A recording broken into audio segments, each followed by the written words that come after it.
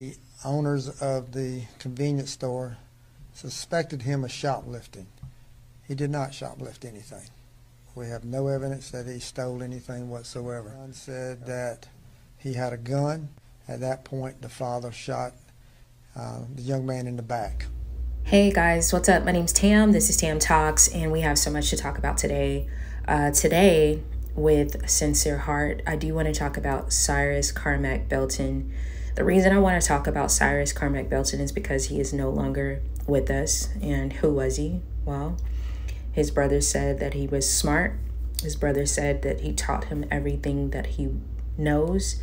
His brother said that he was kind, and he was 14 years old. Well, what do we know? We know that on Sunday around 8 p.m., Cyrus went to a local convenience store where he walked inside of the store, looked at a couple items, including some water, and picked them up and then quickly placed them back. From there, he had somewhat of a verbal altercation with the store owner. And from there, he ran out of the store. Why did he run out of the store? Well, allegedly, he was accused for stealing water. Water that the police said he did not have. Water that the police said was not on his possession. Water. He was chased out of the store by the owner's son and later then pursued by the store owner or the son's father who had a gun. What did he do with this gun? Well, he shot Cyrus in the back while he was running away after his son yelled Cyrus had a gun. Police have reported that Cyrus was not at fault. Cyrus, in this case, was actually innocent, and you'll actually hear that from not only the police chief, but also the coroner on scene who's standing next to the police chief, who also has very delicate details as well.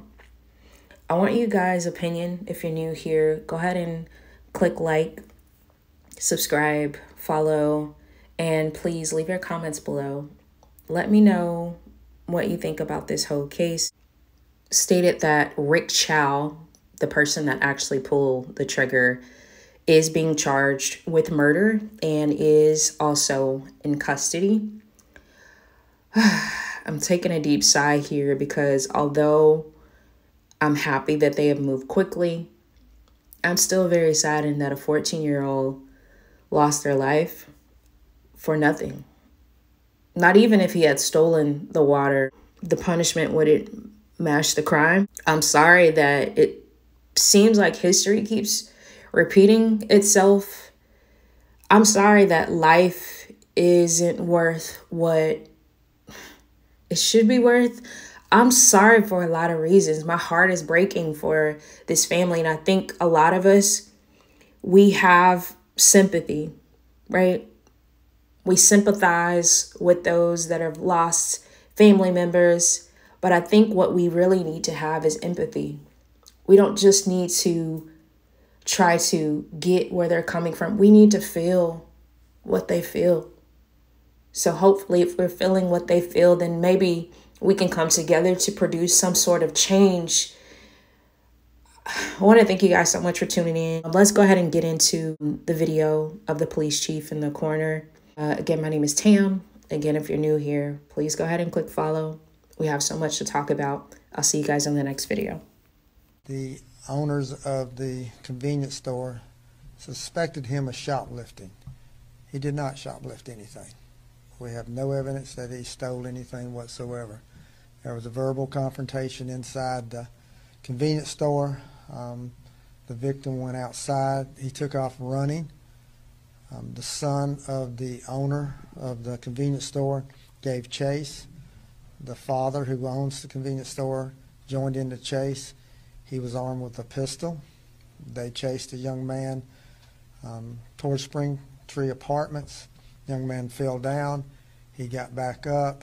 At some point, the son said that he had a gun. At that point, the father shot the young man in the back. Even if he had shoplifted 4 bottles of water, which is what he initially took out of the cooler, and then he put them back.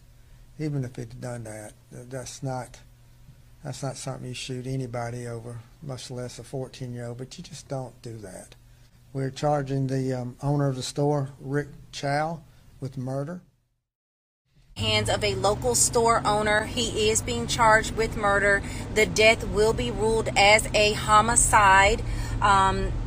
He was shot fatally in his back as he was running away from the store. I want to be very clear because I've seen lots of things on social media.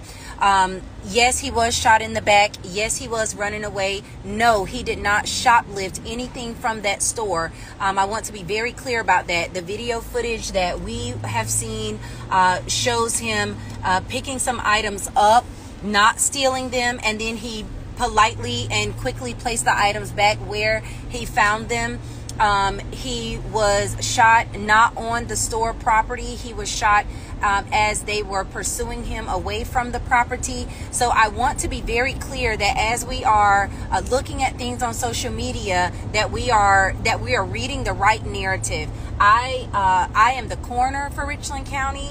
I work collaboratively with the Sheriff's Department, but we must perform our own investigation, and we do that using the body. We use it doing science. They have their whole criminal investigation that they do. I have personally seen that the alleged murderer has been placed into custody. I stayed. I waited. As I was walking out of the Sheriff's Department, I literally saw him being escorted in. He is in police custody. So for those people that are saying, he was not apprehended, yes, he has been apprehended. He is in the Sheriff's Department custody. The 14-year-old who died, his name is Cyrus Carmack-Belton. We want justice for this young man. Even if he were shoplifting, no one deserves to be shot in their back. This was one gunshot wound. I know that there's going to be lots of media coverage around this. There are protesters down at the gas station where this incident initiated. And so we understand that people are upset. We understand that people are angry. But he is in custody. Please, y'all, please, I am begging you, do not create more trauma for this family by doing anything that is not at